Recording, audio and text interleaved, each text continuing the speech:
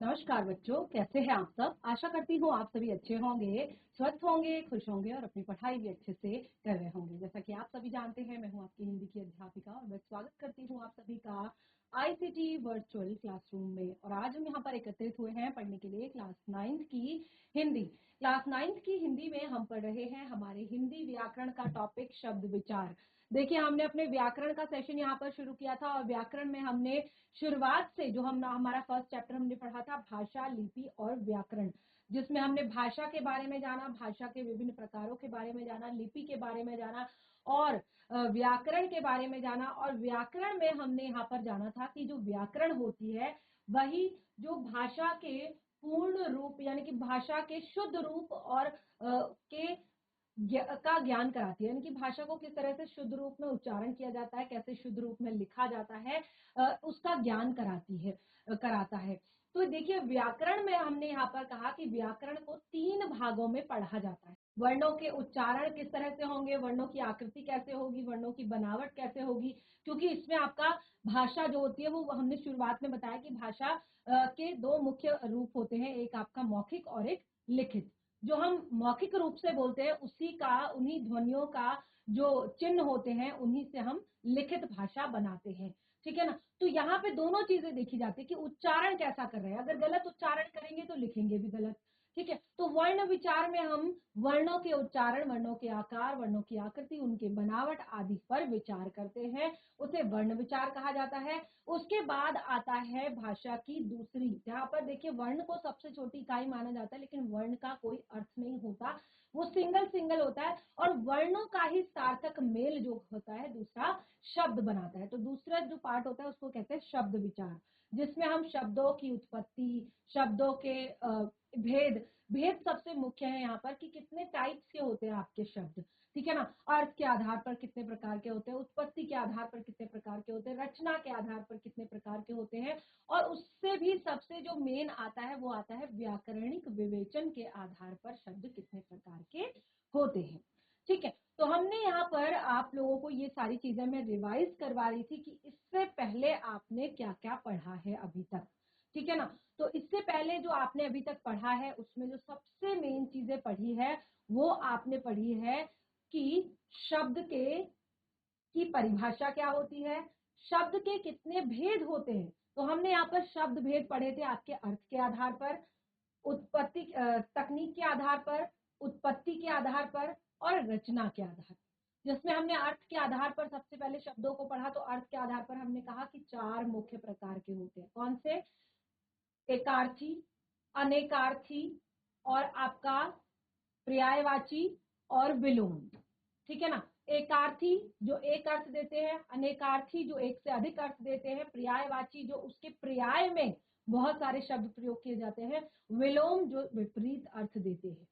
ठीक है ना। उसके बाद हमने दूसरा टाइप बताया आपको यहाँ पर तकनीकी तकनीकी शब्द और अर्ध तकनीकी शब्द। ठीक है ना। उसके बाद जो हमने यहाँ पर बताया उत्पत्ति की दृष्टि से, यानी कि शब्द की उत्पत्ति कहाँ से हुई, इतिहास क्या है शब्द का। तो शब्द को उसमें भी हमने 4 भागों में बांटा, तत्सम शब्द, तद्भव शब्द, देशज शब्द, विदेशी शब्द। ये 4 तरह के शब्द हमने वहां पर भी पढ़े। उसके बाद हमने जो 4th टाइप इसका बताया था वो था हमारा रचना के आधार पर, यानी कि शब्दों की रचना कैसे की जाती है, कैसे इसको बनाया जाता है। तो उसमें भी मैंने आपको 3 तरह के शब्दों को बताया, रूढ़ शब्द, यौगिक शब्द और योग रूढ़ शब्द। ठीक है ना। 3 तरह के शब्द हमने यहाँ पर पढ़े, रूढ़ शब्द, यौगिक शब्द, योग रूढ़ शब्द। तो तीनों की परिभाषा भी हमने यहाँ पर पढ़ी, कुछ एग्जाम्पल्स भी मैंने यहाँ पर आपको बताए। तो एक तरह से पूरा का पूरा ये वाला टॉपिक कंप्लीट हो चुका था। उसके बाद हमने जो शुरू किया था वो था व्याकरणिक विवेचन के आधार पर शब्द भी। अब देखिए, व्याकरणिक विवेचन यानी कि व्याकरणिक विवेचन क्या होता है, जब हम किसी भी शब्द को किसी वाक्य में लिखते हैं। ठीक है ना। अब हम किसी शब्द को किसी वाक्य में लिख रहे हैं तो वाक्य में जो प्रयुक्त शब्द होता है वो बहुत सारे उसके नियम होते हैं, वो अलग अलग तरह के काम करने लगता है वहां पर, क्योंकि अब अगर वाक्य में उसको रखा है तो वो कुछ ना कुछ काम तो वहां पर कर रहा होगा। ठीक है ना। उसी को बताने के लिए, उसी के को क्लियर करने के लिए कि कौन सा शब्द क्या है, कौन सा शब्द क्या है, कौन सा शब्द किस तरह का काम कर रहा है, उसके आधार पर, यानी कि संपूर्ण जो हमारा कोश है उसके आधार पर पूरी व्याकरण के हिसाब से हमने शब्दों को 8 भागों में बांटा। व्याकरणिक विवेचन क्या था, और 8 भागों में से हमने 4 को रखा आपके विकारी, 4 को रखा हमने अविकारी, क्योंकि इसमें भी हमने छांट लिया शब्दों को कि जो 4 एक जैसे शब्द है उनको एक तरफ रख लिया, जो 4 एक जैसे शब्द है उनको एक तरफ रख दिया। जो 4 रखा हमने उनको रखा विकारी। अब देखिए विकारी के बारे में मैंने बताया था आपको, जैसे मैंने यहाँ पर लिखा है अविकारी, तो विकारी के बारे में भी क्लियर किया था। विकारी यानी कि जिसमें विकार उत्पन्न हो जाता है, जिसमें परिवर्तन आ जाता है, जो चेंज हो जाते हैं लिंग, वचन और पुरुष के आधार पर। ठीक है ना। तो ये कौन कौन से शब्द मैंने आपको बताए थे? संज्ञा, सर्वनाम, क्रिया, विशेषण। संज्ञा, सर्वनाम, क्रिया, विशेषण, 4 तरह के आपको शब्द बताए थे विकारी। कौन से? विकारी, जिनमें हमने संज्ञा किसे कहते हैं? संज्ञा यानी कि जो आपको पूरा पूरा मैंने कहा अगर आपको जरूरत होगी, क्योंकि संज्ञा तो हम बचपन से पढ़ते आ रहे हैं कि जितने भी नाम वाले शब्द हैं वो संज्ञा हैं, और नाम के स्थान पर जो प्रयोग किया जाता है उसे सर्वनाम कहते हैं। संज्ञा सर्वनाम की जो विशेषता बताते हैं उन्हें विशेषण कहते हैं। किसी काम के करने या होने को क्रिया कहते हैं। ये सब चीजें बहुत ही कॉमन है और छोटी क्लासेस से हम पढ़ते आ रहे हैं, लेकिन इसमें से भी आपके टॉपिक अभी भी आपके एग्जाम में आते हैं, जैसे क्रिया। ठीक है ना, क्रिया कितने प्रकार की होती है, क्रिया के भेद बताइए, क्रियापद छाटिए, या विशेषण शब्द। तो इसीलिए इसको भी पढ़ना जरूरी है, लेकिन उससे पहले आपका जो सबसे जरूरी टॉपिक आता है वो आता है अविकारी। अविकारी क्या होता है? ये आपका प्रॉपर एक टॉपिक है आपके 9th क्लास में। अविकारी शब्द, अविकारी शब्द, अविकारी को ही अव्यय कहा जाता है, और ये भी मैंने कुछ टाइम पहले जो है यहाँ पर शुरू कर दिया, यानी कि मैंने अभी तक जो आपको बताया, ये मैंने बताया कि हम यहाँ तक कैसे पहुंचे। ठीक है ना, क्योंकि कई बार बच्चों को लगता है कि ये क्या क्या पढ़ा रहे हैं मैम, तो हम यहाँ तक कैसे पहुंचे वो सब हमने क्लियर कर दिया है। अब आगे इसको कंटिन्यू करेंगे। तो हमने कहा अव्यय को ही अविकारी कहते हैं। अव्यय, अव्यय, अ का अर्थ होता है बिना, व्यय का अर्थ होता है खर्च, यानी कि जिसमें कोई भी व्यय ना हो, खर्च ना हो, जिसमें कोई भी विकार ना आए। अविकारी, जिसमें कोई भी परिवर्तन ना हो। जैसे हमने कहा 4 परिवर्तनशील शब्द, संज्ञा, सर्वनाम, क्रिया, विशेषण, जिनमें परिवर्तन आ जाता है, चेंज आ जाता है। लेकिन इनमें क्या होता है? परिवर्तन नहीं आता है, चेंज नहीं आता है, ये हर परिस्थिति में एक जैसे बने रहते हैं। ऐसे पद या शब्द जो लिंग, वचन, कर्ता, कारक, काल, पुरुष के अनुसार नहीं बदलते हैं। ठीक है ना, इनमें चेंज नहीं आता है। जैसे हमने कहा था कि संज्ञा शब्द जो होते हैं वो स्त्रीलिंग के लिए स्त्रीलिंग में लिखे जाते हैं, पुल्लिंग के लिए पुल्लिंग में लिखे जाते हैं, एक वचन के लिए एक वचन में लिखे जाते हैं, बहुवचन के लिए बहुवचन में लिखे जाते हैं। ठीक है ना, जैसे सर्वनाम शब्द को ही ले लीजिए। अगर मैं अपने लिए प्रयोग करूं एक सिंगल व्यक्ति के लिए तो मैं, और हमारे बहुत सारे लोग होंगे तो मैं कहूंगी हम। ठीक है ना, तुम, आप, तुम्हारा। ठीक है ना, तो इस तरह से ये क्या है, सब चीजों के लिए अलग अलग है। एक वचन के लिए अलग है, बहुवचन के लिए अलग है, स्त्रीलिंग के लिए अलग है, पुल्लिंग के लिए अलग है, तो उसको कहेंगे विकारी। और जहां पर कोई भी परिवर्तन नहीं आता, लिंग, वचन, कर्ता, कारक, काल, पुरुष के आधार पर के अनुसार वो नहीं बदलते हैं, अपने एक ही स्वरूप में बने रहते हैं, ऐसे शब्दों को अव्यय या अविकारी शब्द कहते हैं। तो बहुत सारे एग्जाम्पल यहाँ पर दिए हैं, शीघ्र, जल्दी, शाबाश, वाह, ओह, धीरे, साय, बहुत। तो ऐसे बहुत सारे शब्द हैं जो अविकारी है। तो इसमें हमने यहाँ पर बताया था कि अव्यय शब्दों के, अविकारी शब्दों के 5 भेद होते हैं। देखिए ये 4 तो मैंने आपको बताया ही है कि हमने 8 भागों में जिन शब्दों को बांटा है उनमें से 4 है आपके संज्ञा, सर्वनाम और क्रिया विशेषण, और बाकी के 4 हैं क्रिया विशेषण, संबंध बोधक, समुच्चय बोधक, विस्मयादि बोधक। ठीक है ना, तो ये 4 हैं आपके अविकारी। उन चारों को रखा था विकारी में और इन चारों को रखा अविकारी में। उसके बाद हमने इसमें एक और जोड़ा, निपात। ठीक है ना, तो लास्ट सेशन में हमने यहाँ पर क्रिया विशेषण जो हमारा अव्यय है उसको पढ़ लिया था, और उसके बाद हमने क्रिया विशेषण के भेदों को भी यहाँ पर डिस्कस किया था। तो देखिए क्रिया विशेषण, फिर से थोड़ा सा रिवाइज करेंगे। क्रिया विशेषण, अब देखिए क्रिया और विशेषण, वहां मैंने क्रिया की परिभाषा आपको अलग बताई, विशेषण की परिभाषा आपको अलग बताई, ठीक है ना। क्रिया में मैंने कहा जिससे हमें किसी काम के करने या होने के बारे में बोध होता है उसको क्रिया कहते हैं।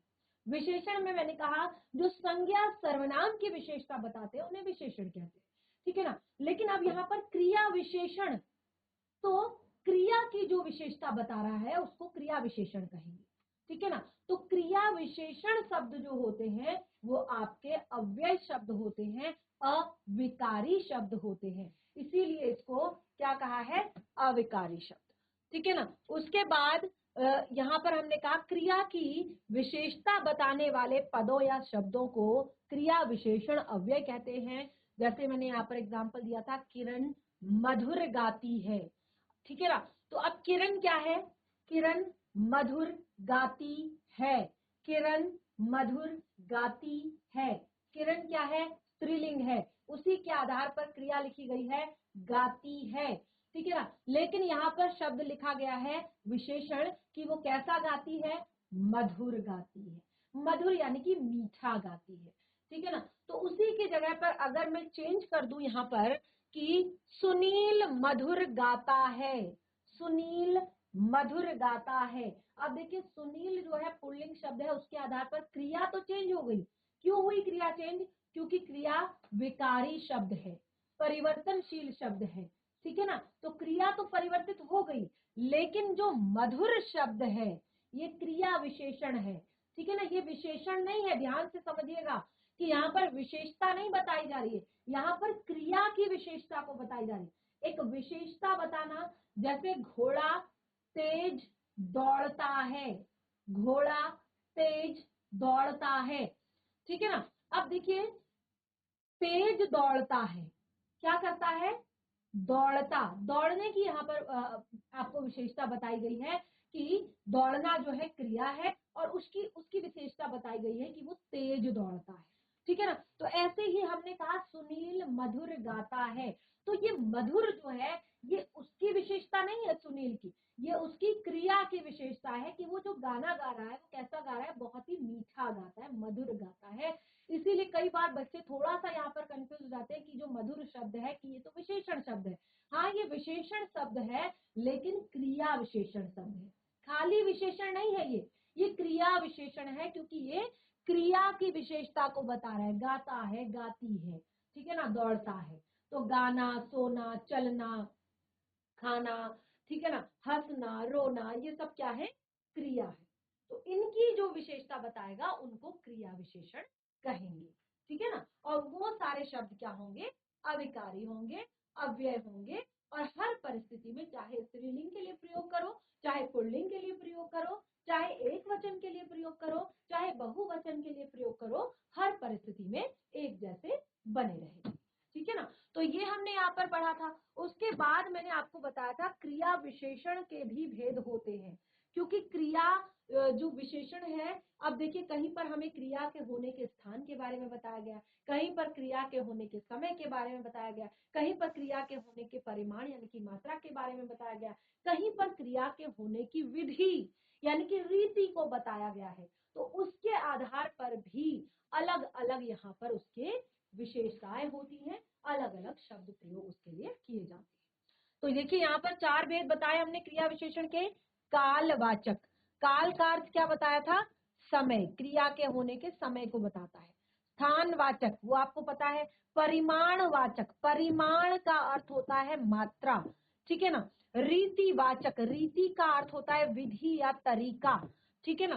तो ये जो है इस आधार पर हमने चार भागों में यहाँ पर बांटा, और चारों को हमने यहाँ पर पढ़ लिया था। जैसे देखिए कालवाचक क्रिया विशेषण, तो क्रिया के होने के समय का बोध कराने वाले अव्ययों को कालवाचक क्रिया विशेषण कहते हैं। जैसे सौरभ पढ़ता है, पढ़ता रहता है, ठीक है ना। अब पढ़ता रहता है तो उसकी क्या विशेषता है, कब तक पढ़ता रहता है, वो दिन भर पढ़ता रहता है। कब पढ़ता है, वो दिन भर पढ़ता रहता है, ठीक है ना। तुम बैठ जाओ, तुम अब बैठ जाओ, यानी कि अभी तक तुमने बहुत काम कर लिया, अब तुम बैठ जाओ अब। ठीक है, तो यहां पर हमने क्या कहा, काल, दिन भर, अब इसमें भी क्या होता है कि कुछ तो होते हैं अवधि बताने वाले शब्द और कुछ होते हैं फिक्स टाइम बताने वाले। ठीक है ना, अवधि जैसे हमने कहा कितने से कितने बजे तक, ठीक है ना। अवधि बताने वाले यानी कि एक बिल्कुल ड्यूरेशन बताने वाले कि यहां से लेके यहां तक, इतने बजे से इतने बजे तक, इतने टाइम से इतने टाइम तक। ठीक है ना, तो जैसे हमने कहा कुछ होते हैं आपके अवधि बताने वाले, तो अवधि बताने वाले शब्द देखिए, जैसे दिन भर, रात भर या रात दिन, सदा। ठीक है ना, काल बताने वाले, अब फिक्स टाइम बताने वाले जो है, जैसे हमने कहा आज, अभी, जब, तब। ठीक है, ये फिक्स टाइम को बता रहे। जैसे हमने कहा तुम अब बैठ जाओ, यानी कि तुम बहुत देर से काम कर रहे हो, अब तुम बैठ जाओ। जैसे हमने कहा कि वो दिन भर जो है पढ़ाई करता रहता है, या वो रात भर पढ़ाई करता रहता है, या रात भर वर्षा होती रही। ठीक है ना, तो अब देखिए कुछ चीजें होती है जो बार बार रिपीट होती है, ये भी इसी समय में आता है। ठीक है ना, ये भी इसी में आता है, समय में ही आता है। इसको अगर हम ये चीजें ना देखें, केवल इन शब्दों को भी अगर हम देखें, तो ये सारे शब्द जो हैं आपके कालवाचक क्रिया विशेषण शब्द हैं। ठीक है ना, अगर आप इसको देखकर कंफ्यूज हो रहे हैं, तो आप केवल इन शब्दों को भी देखें तो ये कालवाचक क्रिया विशेषण शब्द है। अब जैसे मैंने क्या कहा, कोई चीज रिपीट होती है बार बार, जैसे वह प्रतिदिन व्यायाम करता है, प्रतिदिन यानी कि रोज रिपीट होती है वो चीजें, आज भी किया, कल भी करेगा, परसों भी करेगा। ठीक है ना, प्रतिदिन व्यायाम करता है। वह रोज मंदिर जाता है। ठीक है ना, वह नित्य अखबार पढ़ता है, यानी कि चीजें रोज होती हैं, रिपीट कर होती हैं। तो ये सारे शब्द कौन कौन से, दिन भर, रात दिन, सदा, अभी, आज, जब, तब, प्रतिदिन, रोज, नित्य, ये सारे शब्द क्या है आपके कालवाचक क्रिया विशेषण शब्द है। कालवाचक है यानी कि समय को बता रहे हैं, और क्या बता रहे हैं, उस समय की विशेषता को बता रहे हैं, जो क्रिया हो रही है उस टाइम पे उसकी विशेषता को बता रहे हैं। अब देखिए हमने कहा, जैसे हमने कहा वो दिन भर पढ़ता रहता है। ठीक है, पढ़ना क्या है, क्रिया है। ठीक है ना, रात भर वर्षा हो रही है, या वो रात भर पढ़ता रहता है, तो ये भी आपका पढ़ना भी क्रिया है, समय बताया गया है, दिन भर या रात भर। ठीक है ना, सदा, सदा यानी कि सच बोलो, सच बोलना क्या है, क्रिया है। ठीक है ना, तो ये सारे आपके शब्द क्या है, कालवाचक क्रिया विशेषण। समझ आया सभी को अच्छे से, पहले भी क्लियर कर चुकी हूं मैं ये, और एक तरह से रिवाइज भी हो गया है, और जो पहले अच्छे से समझ नहीं आया होगा वो भी क्लियर यहाँ पर अच्छे से हो गया है। स्थानवाचक क्रिया विशेषण। अब देखिए, स्थान तो आपको पता है, क्रिया के होने का स्थान जो बताए, या क्रिया के होने की दिशा का जो बोध कराए। देखिए स्थान में आपका ना दिशा भी आ जाता है। ठीक है ना, ध्यान से समझिएगा इसको, कि यहाँ पर दिशा भी आपका आ जाता है। तो स्थान जहां पर बताया जाए, जैसे सूर्य अंदर पड़ रहा है। अब देखिए सूर्य पढ़ रहा है, ये तो क्रिया है, लेकिन अंदर पढ़ रहा है। प्रभा नाच रही है, ये क्रिया है, लेकिन ऊपर नाच रही है, ये उसका स्थान बता रहा है, तो ये उसकी विशेषता है। ठीक है ना, अब देखिए इसमें भी जैसे मैंने क्या कहा आपको, कि कुछ शब्द होते हैं आपके जो स्थिति को बताते हैं, कि दूर है, नीचे है, ऊपर है। ठीक है ना, तो ये तो हो गया आपका स्थिति। दूसरा दिशा, दिशा भी इसी में बताई जाती है, कि इधर, उधर, दाहिने, बाएं। ठीक है ना, ये सब क्या है, दिशा। और ये भी आपका क्या बता रहा है, स्थान को बता रहे हैं। जब आपको, अगर आप केवल इसको ना देखें और इन शब्दों को अगर आप केवल देखें, तो ये आपको स्थान का बोध करा रहे हैं। ठीक है ना, दूर, नीचे, ऊपर, दाएं, बाएं, इधर, उधर, ये सब क्या है, स्थान है। ठीक है ना, ध्यान से समझिएगा, स्थानवाचक क्रिया विशेषण। और क्योंकि ये अव्यय शब्द हम पढ़ रहे हैं, तो ये कोई भी शब्द होते हैं आपके, अगर हमने यहाँ पर सूर्या, सूर्या जो है आपका पुल्लिंग शब्द है। ठीक है ना, तो हमने सूर्या अंदर पड़ रहा है, प्रभा ऊपर नाच रही है, अब हम इन दोनों शब्दों को एक्सचेंज करेंगे, ऊपर नीचे करेंगे, तो सूर्या ऊपर पड़ रहा है, ठीक है ना। अंदर की जगह मैंने क्या कह दिया, ऊपर कह दिया। प्रभा अंदर नाच रही है, कोई फर्क नहीं पड़ा, क्योंकि ये अव्यय शब्द है। कैसे शब्द है, अव्यय शब्द है। ये लिंग वचन काल के आधार पर परिवर्तित नहीं होते, ठीक है ना। उसके बाद आता है स्थानवाचक। तो जैसे मैंने आपको बताया दिशावाचक, तो दिशा में भी मैंने जैसे आपको बता दिया, इधर उधर दाहिने आदि ये सब आपके स्थान में आते हैं। अब हमारा आता है तीसरा परिमाणवाचक। परिमाण यानी कि मात्रा, जो परिमाण बताता है, परिमाण को बताता है, उसको हम कहते हैं परिमाणवाचक क्रिया विशेषण।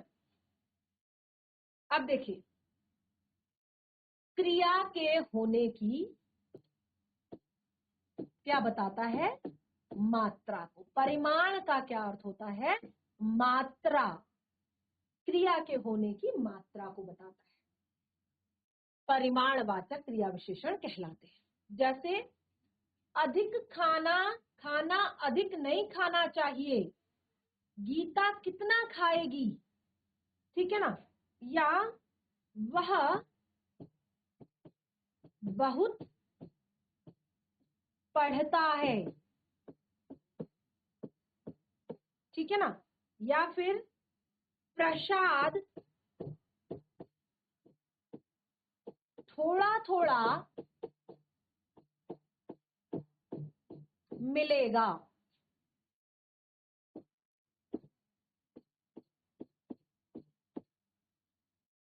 ठीक है ना।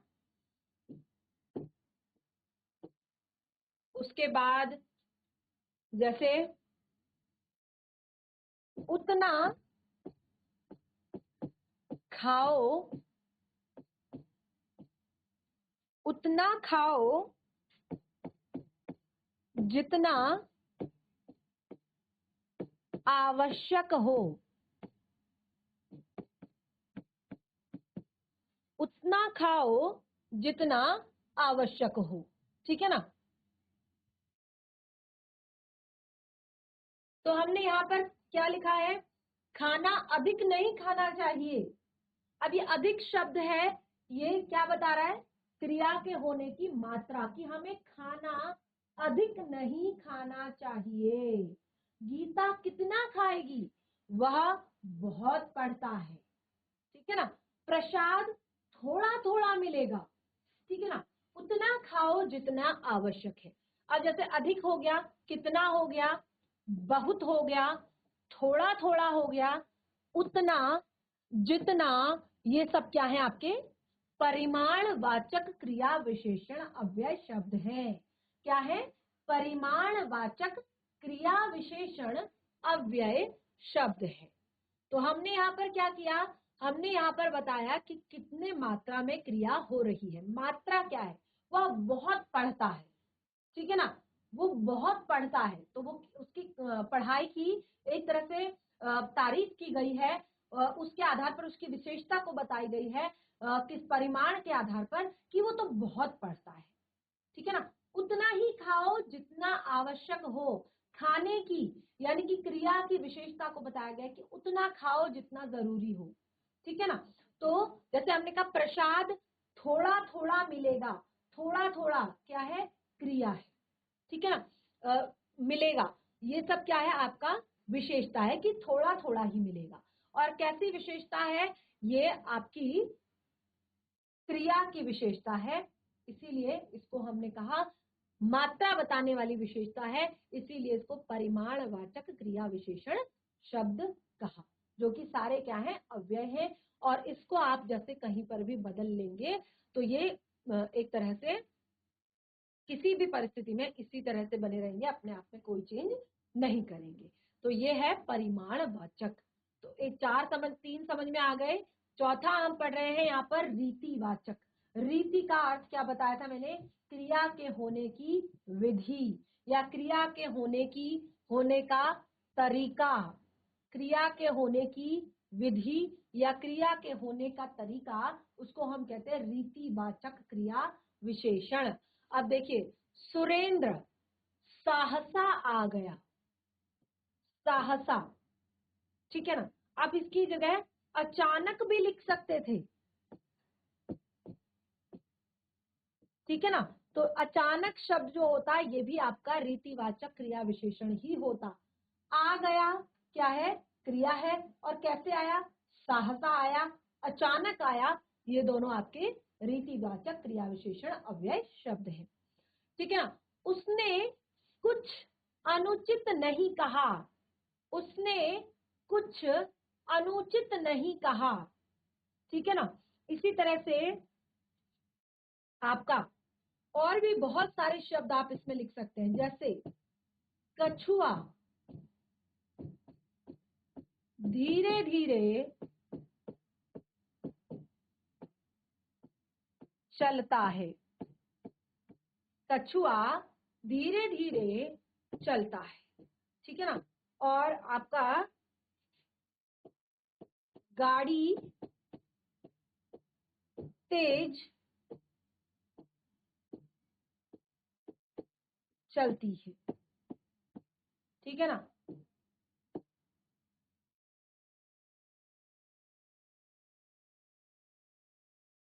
और क्या लिखेंगे यहाँ पर,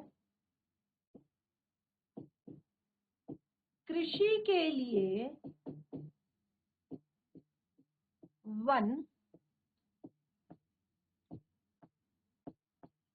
लगातार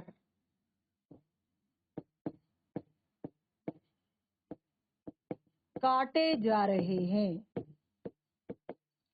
कृषि के लिए वन लगातार काटे जा रहे हैं।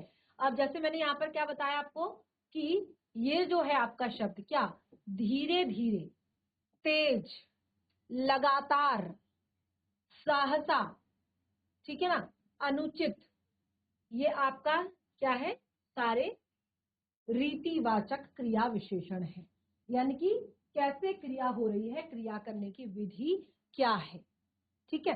तो यहाँ पर हमने एक चीज जो है क्रिया विशेषण जो हमारा टॉपिक है उसको हमने क्लियर कर लिया है, यानी कि अव्यय शब्दों में पहला पार्ट क्रिया विशेषण अव्यय जो है वो हमारा क्लियर हो चुका है। और ये जो आपका टॉपिक है ना, ये आपका एक तो क्रिया विशेषण करके भी आता है और एक आपका अव्यय शब्द करके भी आता है, जैसे अभी आप पढ़ रहे हैं, ठीक है। और बाकी आपके ये जो आगे के टॉपिक्स है ना, ये आपको पूरी की पूरी व्याकरण में समुच्चय बोधक, जब आप वाक्य को पढ़ते हैं, ठीक है ना, वाक्य के बारे में जब आप आगे पढ़ेंगे, समुच्चय बोधक, संबंध बोधक, विस्मय आदि बोधक, ये सारी चीजें आपको वहां भी पढ़नी पड़ेंगी, ठीक है ना। तो इसीलिए ये सारी चीजें आप बिल्कुल ध्यान पूर्वक समझें, अच्छे से पढ़ने का प्रयास करें।